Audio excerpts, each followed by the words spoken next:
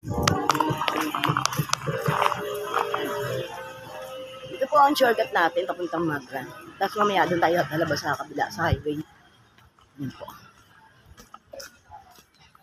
Ito po yung pinakapalengke ng buong GMA dito. Dito lang sa Lumbrera. Dito lang sa ano ha. Dito lang sa ano, iba pa yung sa San Jose. Kasi GMA, San Jose, GMA pa rin po kasi yung San Jose kami. Ay, iba pala yung San Jose. Ito po yung palengke ng GMA sa Magra. Punta po tayo doon. Tapos, medyo ikot-ikot tayo sa konti. Doon sa labas ng Porsan Mall, bago, hindi na tayo. Hindi, bibili pa pupunta tayo ng ano, ng uniform ng anak ko. Kaya samahan niyo po ako ha, hanggang sa dulo, hanggang sa pag-uwi ko. Diba, hindi nasinis dito. Ang ganda tingnan. Maganda talaga tingnan pag ang paligid ay malinis. Diba, kumbaga, maaliwalas yung komportable ba.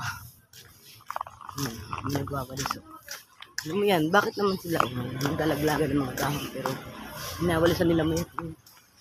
Kasi, hindi mo kasi binalisan yan. Yan bumabara sa kanal.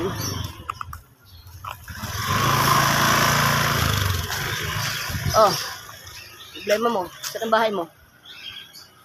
Hindi na natandaan. Saan ba ito nakilala? Ba naman to?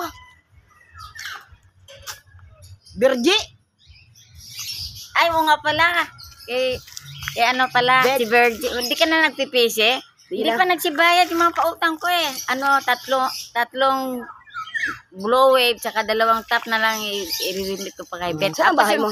Ang problema ko kasi doon, yung 2 tindera, hindi nagpakita. Paano yun? 440 pa yun. Ano ba? Yung nagtitindera doon, oh. Hindi ko na magila. Asan ang bahay mo? Diyan lang sa loob. Eh, ba't dito ka nagwawalis? Nagtatrabaho nga ako eh. Saan? Dito.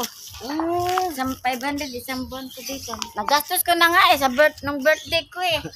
Wala na. Nag-advance na ako nagpabayad. 500 sa buwan? Anong inilinis mo? 500, tapos ginastos ko lang sa mga apo ko. Anong lagay mo dyan sa basura? Birthday ko noong July 25, di ba lang pumunta si Beth? Di niya ako naalala. Naningil nga sa kahapon. Naningil ako kay Tisha. Meron naman ako iabot sa kanya, kaya lang kulang pa. Hindi pa nabuo ng 1,000. 975 yan, di ba? Minus ko man 125. Ang hirap kaya, no? Ibig sabihin sa malalagay yung basura na yan? Di, sa ako, ipon ko muna yan dyan. Sino may-ari niyan? Ayan, oh. 500. No, ako na pera dito. Ginastos ko na Araw-araw ka nagwawalis? Sabi mo kay Bit, yung allowance ko nga kamo, ginastos ko lang sa birthday. Araw-araw ka nagwawalis? Oh, ano yan? Wala. Video? YouTube, Oh, ang galing dahil. Hindi ka na nagpipisi. Hindi na. Nag-vlog lang. Ha? Nag-vlog. Ano? Ito na ako. Vlog! Ito nga, vlog nga ka tayo. Ako ba binabla? Bakit? Para ano? Wala, naka-vlog lang. Ang gano'n. Ay, may sahod ka dyan? Medyo.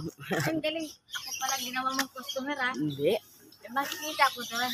Oo, sa TV. Makikita ka na. Artista ka na. Talaga? Artista ka na. Entertain pa ako. Makikita ka na sa TV. Sabi ko, yung birthday ko, ginastos ko na, gano'n. Wala na akong sahod, wala na akong allowance. Bakit 500 lang sahod mo dyan? Parang allowance lang. Kaya ba kain ka naman? Sa barangay sana maganda, may sahod. Kaso, pagdak ko yan. Kaya pa kain ka naman dyan? Ano yung araw-araw? Sa akin matayong pagkain. Oo, araw-araw, tiyaga lang. Yan lang ang wawalisan mo. Yan lang naman yata eh. Minsan nasulpot nga ako ito, minsan hapon na eh. Pagka may naglalaba ako, ikaw pala naalala ko pala si Virgie, makalimutin lang ako. Makakalimutin ka na, matanda ka na eh. Sa pusa na di ako nakatulog, ang kalampagan sa bubong. Matanda ka na, kaya makakalimutin ka na. Namatay na ate ko, si Laurente. Oh? Nailibing na nga eh. Kailan? Itong ano lang, 27, namatay. Ano